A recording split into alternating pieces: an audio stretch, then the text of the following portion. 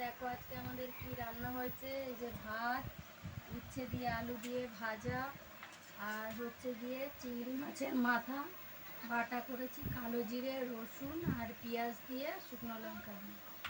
আর এই যে কই মাছের কালিয়া করে নিয়েছি, পেঁয়াজ দিয়ে আলুটা প্রথমে ভেজে নিয়েছি লাল লাল করে, তারপরে ওর মধ্যে কালো জিরে ফোড়ন দিয়েছি, গরম মশলা দিয়েছি, আর মশলা দিয়েছি সর্ষে আদা রসুন পেঁয়াজ টমেটো গরম মশলা সব দিয়ে ভালো করে কষিয়ে জল দিয়ে দিয়েছি। তারপরে মাখা মাখা হয়ে গেলে নামিয়ে নিয়েছি। এটা হচ্ছে কই মাছের কালিয়া। আর এটা হচ্ছে আগের দিনের ডাল ছিল, শুকনো মুগ ডাল, আর এটা হচ্ছে চাটনি আলু। ঠিক আছে বন্ধুরা, তোমরা কে কী রান্না করলে কমেন্ট করে জানিও। রাখছি, ভালো থেকো, টাটা।